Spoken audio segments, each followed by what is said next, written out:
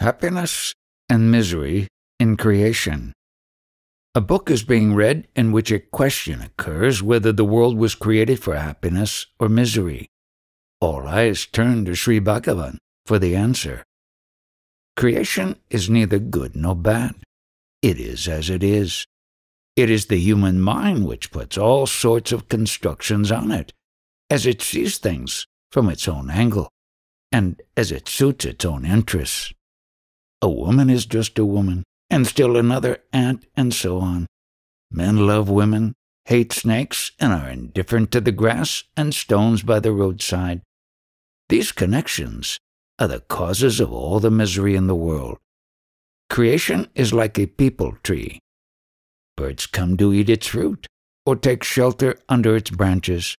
Men cool themselves in its shade, but some may hang themselves on it.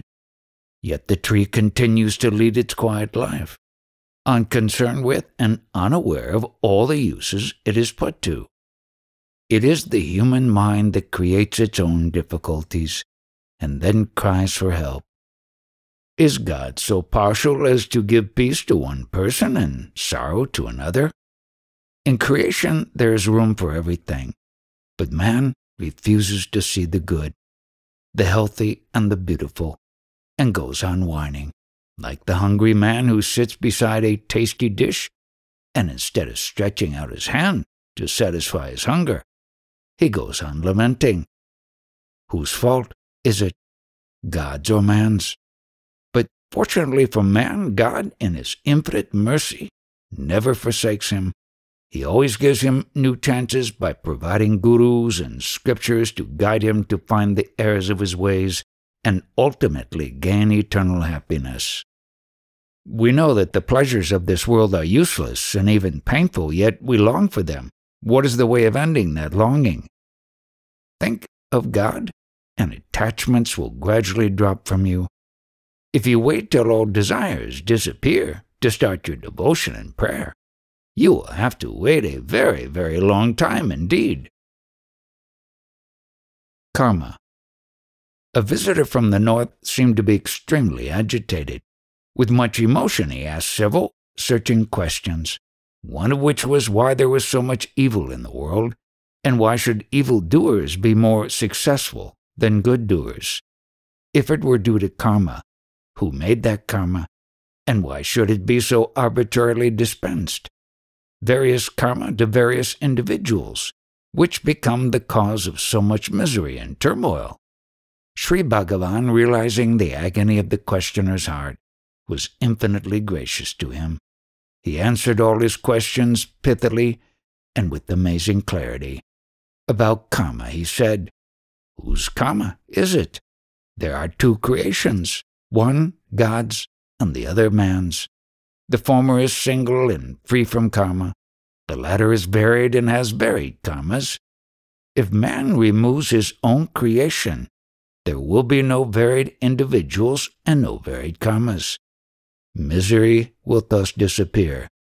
He who kills man's creation sees heaven only, the others see only hell.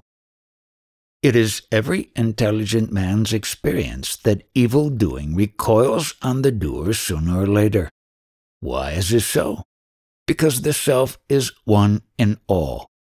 When seeing others, you are only seeing yourself in their shapes. Love thy neighbor as thyself means that you should love him because he is yourself. Free will on premeditated action. Is there such a thing as free will? Whose will is it?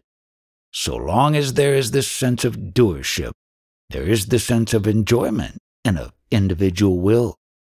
But if this sense is lost through the practice of vichara, the divine will act and guide the course of events. Fate is overcome by jnana, self-knowledge which is beyond will and fate. Where's the will located? In the sheaths of the jiva. The will is the purposive force of I, which determines and impels an act. It is thus inherent in the I. In which sheath is it located? It must be where the I sense is. namely in the Vijnana Maya Kosha. Annamaya Kosha is the physical sheath. Pranamaya Kosha is the sheath of the life and sense. Manomaya Kosha is that of thoughts and sense perceptions, of subject and object, and Vijnana Maya Kosha is the sheath of the eye sense, where the self-conscious individual wills and determines. It is really unnecessary to go into all this detail. What we should be concerned with is the true nature of the I, which is the pivot of all these sheaths and worlds. The true I is the supreme reality. How should a seeker work? Without taking himself to be the actor. That is, he should work without motive or a hard-cast plan. For instance, when you started on a journey from Paris, did you include this place in your itinerary? No. Now you see how you came without previous planning. The Gita says that no one can remain inactive, and that the purpose of one's birth will be fulfilled whether one wills it or not. It is therefore wise to allow the purpose to be fulfilled by itself. In this connection, it is relevant to record here a single instance of how the divine will automatically acted to the benefit of a devotee through an unpremeditated action. About a month ago, Shiva, one of Master's attendants, was for some reason dismissed from service, and he immediately left for his village. Last night he returned and related the following story to Sri Bhagavan in our presence. He said, "As I detrained at the railway station of my village on the next day of my leaving the ashram, about a month ago, I saw a relation of mine there. Seeing me, he came running and shouted, 'Hello, you have come. I was just going to send you this telegram. Your father is dying and wants to see you badly.' I was stunned and realized that I had been dismissed from service so that I might be there in time. When I entered my home, my father, who had not been opening his eyes or talking, suddenly opened them, and seeing me smiled and said, 'Ah, at last you come. Santosham. Santosham, I am happy.' After an hour, he breathed his last." Ego. Mrs. D. Jinyaradasa, wife of the late president of the Theosophical Society and resident of Adyar Madras, wanted to go to the root of the human ego, which is the cause of so much discord between nations, families, and individuals. What is the difference between the ego and the self? That which comes and goes, rises and sets, is born and dies, is the ego. That which always abides, never changes, and is devoid of qualities, is the self. Can I say that God is the flame and we are the sparks? Although the sparks rise from the flame, they fall away from it into space, whereas we are never outside God. But there is a God apart from ourselves. Naturally, there must be a creator to this universe. If by ourselves you mean your body, then there is a creator. But if you mean the pure self, then there is nothing but it.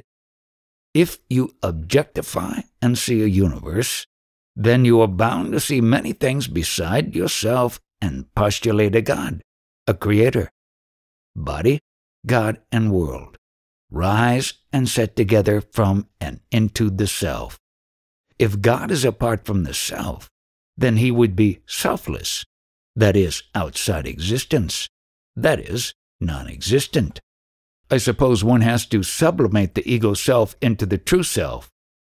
The ego self does not exist at all. Then why does it give so much trouble? Look at the havoc it has created among nations and people. It is dreadful even to oneself. To whom is the trouble? The trouble also is imagined. Pain and pleasure are to the ego, which is itself imagined. When the ego disappears through constant inquiry into its nature, the illusion of pleasure and pain also disappears, and the self, their source, alone remains. There is neither ego nor ignorance in reality. But how did the ego arise? Ego is non-existent. Otherwise you would be two instead of one. You, the ego, and you, the self. You are a single, indivisible whole. Inquire into yourself, and the apparent ego and ignorance will disappear. Why then do we need to concentrate? Concentration, meditation, and all spiritual practices are not performed with the object of realizing the self, because the self is ever present, but of realizing the non-existence of ignorance. Every man admits his own existence, and does not need a mirror to prove it to him. Existence is awareness, which is the negation of ignorance. Then why does a man suffer? Because he imagines himself other than what he in reality is. The body. This, that, and the other. I am Gopal, son of Parashuram, father of Natisan, etc. In reality, he is the intelligent I am alone, stripped of qualities and superimpositions of names and forms. Does he see his body and all these qualities, shapes, and colors in dreamless sleep? Yet he does not deny that he is then himself existing even without a body. He must hold on to that existence, that lone being, Kaivalya, even when he is in the waking state. The man of wisdom simply is. I am that I am sums up the whole truth. The method is summed up by be still and know that I am God. What does stillness mean? Cessation of thinking, which is the universe of forms, colors, qualities, time, space, all concepts and precepts, whatever. A visitor asked if the ego or I is an illusion, who then cast off the illusion? The I cast off the illusion of I and yet remains as I. This appears to be a paradox to you. It is not so to the jnani. Take the case of the bhakta. His I prays to the Lord to unite it with him, which is its surrender. What remains as residuum after this surrender is the eternal I, which is God, the Absolute, Paramatman, himself. What has happened to the I, which originally prayed? Being unreal, it simply vanished.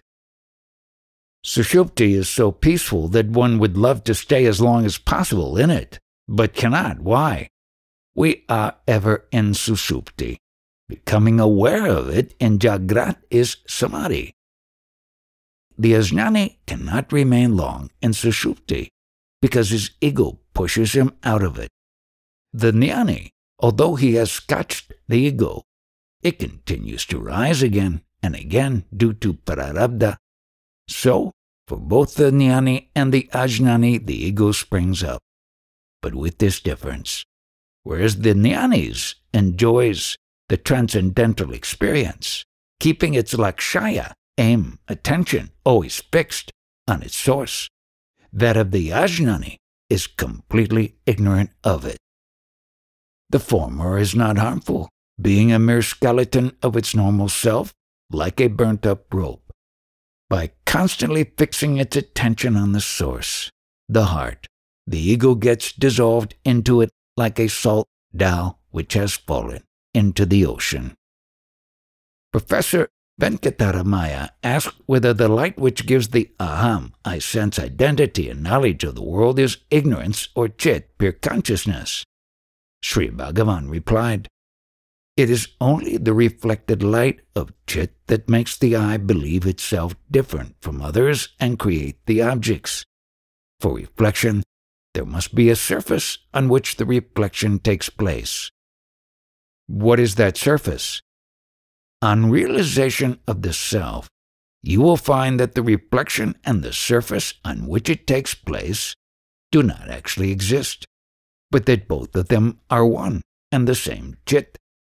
There is the world which requires location for its existence and light to make it perceptible. Both rise simultaneously.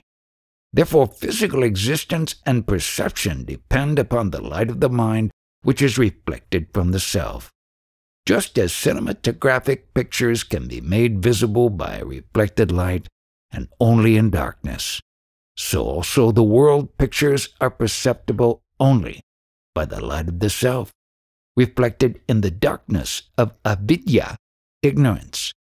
The world can be seen neither in the utter darkness of ignorance, as in deep sleep, nor in the utter light of the self, as in self-realization or samadhi. Danger of philosophy. A highly learned visitor, whose chief interest was man and his constitution, wanted Sri Bhagavan to explain from experience man's various bodies, his koshas and their functions, his atma buddhi manas, etc. After a brief explanation, the intricate maze of philosophy of different schools claims to clarify matters and reveal the truth. But in fact they create confusion where no confusion need exist. To understand anything, there must needs be the understanding being. Why worry about his bodies, his ahankar, his buddhi, creation God, Mahatmas, world, the not self at all? Why not remain yourself and be in peace? Take Vedanta, for instance. It speaks of the 15 pranas, the names and functions of which the student is asked to commit to memory. Will it not be sufficient if he is taught that only one prana does the whole work of maintaining life in the body? Again, the antakarana is said to think, to desire, to will, to reason, etc. Why all these details? Has anyone seen the antakarana, or all these pranas? Do they really exist? They are all conceptual divisions, invented by teachers of philosophy by their excessive analysis. Where do all these concepts end? Why should confusion be created and then explained away? Fortunate is the man who does not lose himself in the labyrinths of philosophy, but goes straight to the source from which they all rise. The jnani, the awakened. The jnani, also known as the awakened, the enlightened, the self-realized, is he who, although like every other person uses a body, has broken the illusion that the body is himself. After lives of strenuous search, he found the heart and realized himself to be none other than the supreme Sadishiva Brahman, the absolute consciousness without qualities or forms. Evolution, karma, rebirth have ceased to have any meaning to him. Although he has a body, he sees it as in a dream, or as he sees any other inanimate object around him, outside yet not outside his being. The world neither attracts nor repels him, nor has any power to destroy him. He is the pure void of awareness, which sees yet does not see, acts yet does not act. He is neither bound nor free, neither God nor man, nor in fact anything. He is only himself. His state baffles the imagination. One wonders how the cosmic pure mind wraps itself with a frail human body, which appears to eat and sleep, act, become diseased, tired and hungry. It is a mystery of mysteries. Hence Sri Bhagavan used to be assailed by questions about the jnani's mental state, although the questions refer to him. The questioners took care not to put them in a personal form. They never addressed him as you or yours, but always as Bhagavan or the jnanis. The following answers will give a remote idea of his sublime state. His pains. Does he who is in sahaja samadhi feel any physical pain, say of a sting or a cut? All pains, even physical, are in the mind. Everybody feels the pain of a cut or a sting, but the jnani, whose mind is sunk in bliss, feels it as in a dream. He resembles the case of the two lovers in the story who were tortured together, but did not feel pain because their minds were in ecstasy, gazing at each other's face. His siddhis, psychic powers. Do jnanis, who before jnana have siddhis, preserve them after merging with the Absolute? Yes, siddhis are acquired by prarabdha karma and are not a hindrance in mukti. They are a hindrance on the way to mukti. A North Indian visitor asked whether the jnani automatically acquires siddhis or whether he has to strive for them separately if he desires them. Who is the jnani? If he is the body you see, then his siddhis will be shown to be other bodies. But if he is pure awareness, from where will he get the siddhis and to whom will he show them? Both the jnani and the bhakta, devotee, do not desire or work for siddhis. The former because he sees himself, the all, and the latter because he sees his Ishta Devata, his favorite god, the all. Even his own action is done by this god. He has no will of his own at all to impel action on his own initiative. Yet siddhis follow them both like their shadows. What greater siddhi is there than that of the sage, who by merely sitting on his couch attracts thousands of people from the four corners of the earth, hundreds of whom change their modes of life and some even gain godhood. People see many things which are far more miraculous than the so-called siddhis. Yet do they not wonder at them simply because they occur every day? They do not see miracles in the man who comes almost from nothing, and when born, he is not bigger than this electric bulb, and then he becomes a giant wrestler or a world-famed artist, orator, politician, or sage. But they are wonderstruck if a corpse is made to speak. Does a jnani dream? Yes, he does dream, but he knows it to be a dream, in the same way as he knows the waking state to be a dream. You may call them dream number 1 and dream number 2. The jnani, being established in the fourth state, turiya, the supreme reality, he detachedly witnesses the 3 other states, waking, dreaming, and dreamless sleep, as pictures superimposed on it. Does a jnani have sankalpas, desires? The main qualities of the ordinary mind are tamas and rajas, sloth and excitement. Hence, it is full of egotistic desires and weaknesses. But the jnani's mind is Shuddha Sattva, pure harmony, and formless, functioning in the subtle Vijnanamaya kosha, the sheath of knowledge, to which he keeps contact with the world. His desires are therefore also sattvic. Does desire destroy jnana? The desires of a jnani are external to him like other objects and cannot taint him. The Puranas say that jnanis warred against jnanis. How is that? Yes, Sri Krishna fought against Bhishma. The jnanis view all as Brahman, yet they fight. The Vision for June contains an article by Sri Bhagavan. It is a preface to his translation into Tamil of the Vivekachudamani of Sri Shankaracharya, which has been translated by Mr. S. Krishna into English for the Vision. Mr. C. reads it to himself in the hall. Struck by the following statement, he reads it aloud to Sri Bhagavan. The liberated man is free indeed to act as he pleases, and when he leaves the mortal coil, he attains absolution, but returns not to this birth which is actually death. This statement gives the impression that although the jnani takes no birth again on this plane, he may continue to work on the subtler planes if he so chooses. Is there any desire left in him to choose? No, that was not my intention.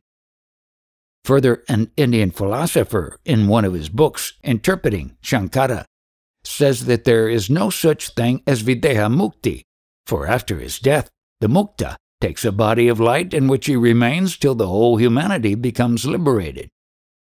That cannot be Shankara's views. He opens Vivekachudamani and points to verse 566, which reads that after the dissolution of the physical sheath, the liberated man becomes like water poured into water and oil into oil. It is a state wherein there is neither bondage nor liberation. Taking another body means throwing a veil, however subtle, upon reality, which is bondage. Liberation is absolute and irrevocable.